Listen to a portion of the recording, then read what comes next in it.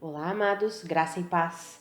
Aqui é a Catiane Lins, do Ministério Vida, e é uma alegria estarmos juntos mais um dia compartilhando a Palavra de Deus. Nós estamos meditando na carta aos Romanos, só lembrando que nós iniciamos no dia 4 de julho, nós vamos até dezembro meditando nas cartas do Novo Testamento. E esse não é apenas um devocional extraído de um único versículo. O intuito é fazer um breve estudo mesmo de todas as cartas.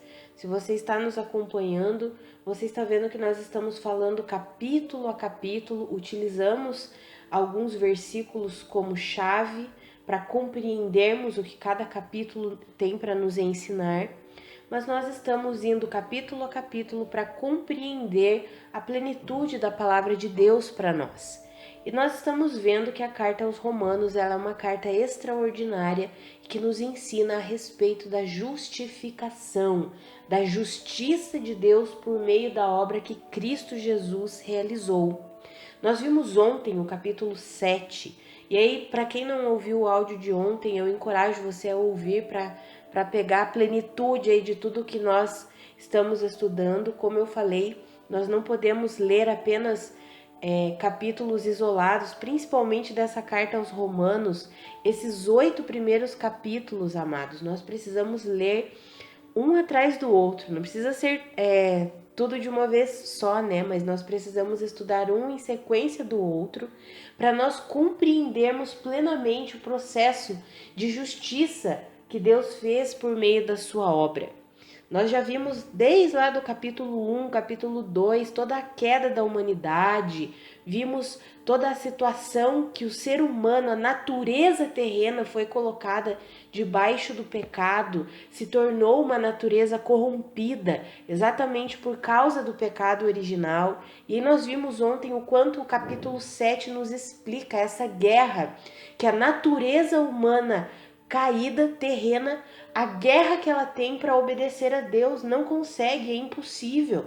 Por isso que o povo de Israel, quando nós lemos no Antigo Testamento, por que será que eles desobedeciam tanto a Deus? Eles tinham a lei, mas eles tinham uma natureza corrompida, uma natureza pecaminosa enfraquecida pelo pecado. E aí por isso eles não conseguiam obedecer plenamente a Deus. É o que nós vimos ontem no capítulo 7. E é interessante nós lermos a continuidade, né? O capítulo 7 e logo em sequência o capítulo 8. Quando nós vemos o final do capítulo 7, ali nos versículos 24 e 25, nós vimos que o apóstolo Paulo fez uma conclusão. E nós já vimos ontem que não é uma conclusão simplesmente de uma experiência pessoal dele, mas é uma conclusão que ele utiliza a primeira pessoa, mas é para tratar de um todo, de toda a humanidade. E aí ele escreve assim lá no capítulo 7, ainda só para nós relembrarmos. Nos versículos 24 e 25 está escrito assim: Miserável homem que sou, quem me libertará do corpo sujeito a esta morte? Graças a Deus por Jesus Cristo, o nosso Senhor, de modo que com a mente eu próprio sou escravo da lei de Deus, mas com a carne da lei do pecado.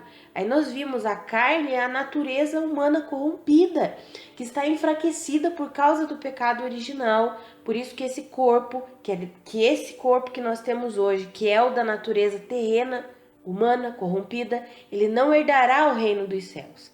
E aí nós iniciamos o capítulo 8 com as boas notícias do Evangelho. Então, o ser humano caído, terreno, é miserável. Quem que pode libertá-lo desse corpo, dessa morte aqui? Ele tenta obedecer a Deus com a mente, mas não consegue. O corpo está ali vendido por causa do pecado. Aí vem as boas novas do que Cristo Jesus realizou. E eu quero ler com você dos versículos 1 ao 4, aqui no capítulo 8. Está escrito assim: Portanto, agora já não há condenação para os que estão em Cristo Jesus, porque por meio de Cristo Jesus, a lei do Espírito de vida me libertou da lei do pecado e da morte. Porque aquilo que a lei fora incapaz de fazer, por estar enfraquecida pela carne, Deus o fez enviando o seu próprio Filho, à semelhança do homem pecador, como oferta pelo pecado. E assim condenou o pecado na carne, a fim de que as justas exigências da lei fossem plenamente satisfeitas em nós, que não vivemos segundo a carne, mas segundo o Espírito. Ou seja, amados, Deus efetuou uma obra completa em Cristo Jesus. Ele veio como semelhança do homem pecador, como oferta pelo pecado, aquilo que nos tornava incapazes de obedecer a Deus, aquilo que nos tornava enfraquecidos, o pecado. Por causa do pecado original, Jesus veio e fez uma obra completa, condenando o pecado na sua própria carne, no seu próprio corpo. E olha que interessante, amados, a fim de que as justas exigências da lei, Jesus fez uma obra completa para que as justas exigências da lei, aquilo que a lei cobrava do ser humano, fossem satisfeitas em nós por causa da obra de Cristo. Hoje nós agradamos a Deus. Por causa da obra de Cristo, quando nós depositamos a nossa fé na suficiência do que Cristo fez por nós, então nós nos tornamos agradáveis a Deus, justos diante de Deus, justificados por meio de Cristo Jesus. Depositamos a nossa fé no Senhor, depositamos a nossa fé na obra completa e não vivemos mais segundo a carne, ou seja, segundo a natureza caída, mas vivemos segundo o Espírito. É o que nós vimos ontem naquele texto de Romanos capítulo 7, que agora nós vivemos o novo modo do Espírito e não mais a velha forma da lei escrita. Agora nós recebemos uma nova vida, o Espírito Santo de Deus veio habitar em nós e o Senhor, por meio do seu Espírito, nos capacita e nos ensina a vivermos essa nova vida.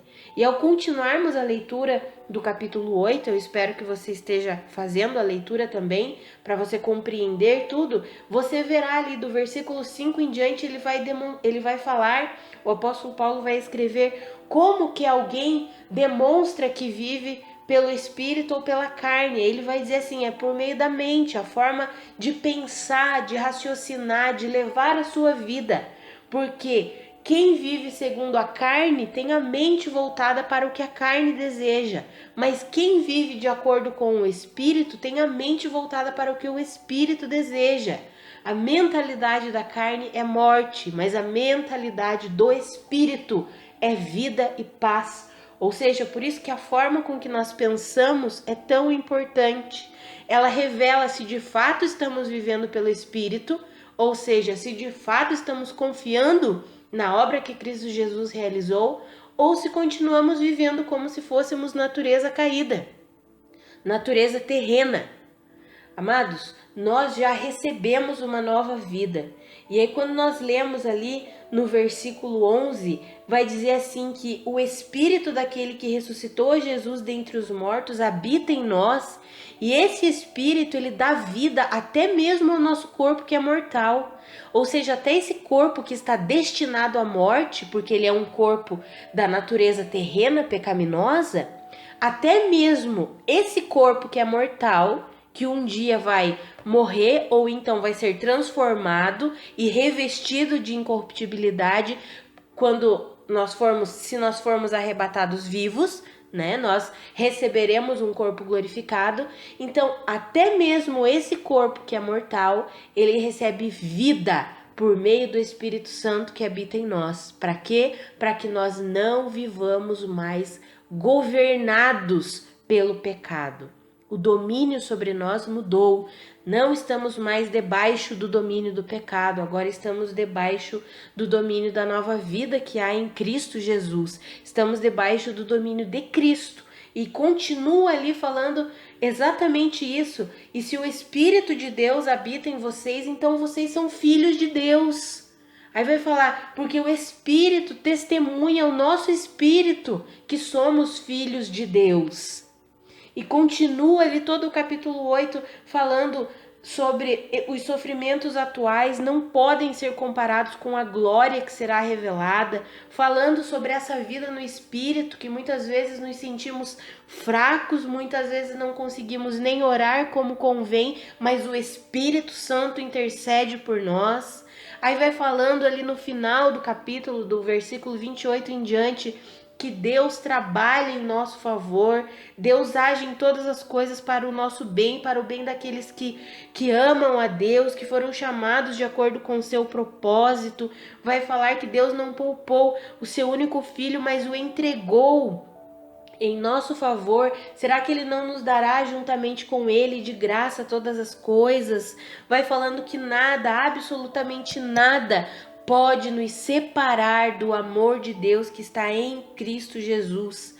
Amados, é um capítulo extraordinário para nós compreendermos a obra completa que Cristo realizou em nosso favor, condenando o pecado, nos dando uma nova vida, depositando o Espírito dele para habitar em nós e nos vivificar e nos dar poder, capacidade para levarmos uma vida santa, justa, reta. Por isso que fala que nós não estamos em dívida, ali no versículo 12 fala isso. Nós não estamos em dívida para com a carne, para vivermos sujeitos a ela. Não, nós estamos em dívida com Cristo, com o Espírito, com aquilo que o Espírito Santo fez por meio de Cristo Jesus. Nós estamos em dívida com Deus. E aí sim nós nos rendemos a Ele, nos sujeitamos a Ele para que Ele reine de fato sobre nós, para que nós vivamos de acordo com o Espírito. Aí vai falar exatamente isso. É pelo poder do Espírito que nós fazemos os atos da carne, os atos desse corpo aqui morrer. É o Espírito Santo que nos capacita para isso. Então eu encorajo você a receber a plenitude dessas verdades e a viver essa vida livre. Livre, você não precisa mais ser escravo do pecado. Você pode viver livre, em santidade, glorificando a Deus. E lembre-se, a sua forma de pensar é muito importante, por isso renove a sua mente com a palavra de Deus, permita que a palavra de Deus invada o mais íntimo do teu ser, do teu coração, e ensine você a pensar como Cristo pensa, porque a mentalidade da carne conduz à morte, mas a mentalidade do Espírito nos conduz para a vida e para a paz, uma vida de paz, de tranquilidade no Senhor. Receba essas verdades em nome de Jesus e viva por meio da fé na suficiência do que Cristo fez por você. Vamos orar? Pai, muito obrigada. Muito obrigada porque por meio de Cristo Jesus, a lei do Espírito de vida nos libertou da lei do pecado e da morte. Obrigada pela obra completa que Cristo realizou na cruz do Calvário em nosso favor. Pai, eu oro pela vida dos meus irmãos, para que os olhos do coração deles sejam iluminados e eles compreendam a plenitude dessa verdade. Eles recebam plenamente a graça manifestada por meio de Cristo Jesus. Pai, eu oro para que eles sejam fortalecidos com a força do Senhor e eles possam viver plenamente essa vida que o Senhor conquistou para cada um de nós. Uma vida abundante, uma vida que não é mais escrava do pecado, uma vida livre, uma vida que glorifica ao Senhor em todas as coisas, Pai. Eu oro para que os meus irmãos vivam assim e sejam fortalecidos, aqueles que têm lutado contra o pecado, que eles compreendam e recebam plenamente essa verdade de que eles foram mortos, crucificados com Cristo e eles ressurgiram, uma nova vida, renasceu uma nova vida e por meio do Senhor que habita neles, eles podem viver essa nova vida, que é santa, que é justa, que é reta, que eles vivam tudo isso, Pai, em liberdade, em santidade, glorificando ao Senhor em tudo, em nome de Jesus. Amados, que a graça e a paz de Cristo sejam multiplicadas sobre a sua vida. Um grande abraço e até amanhã.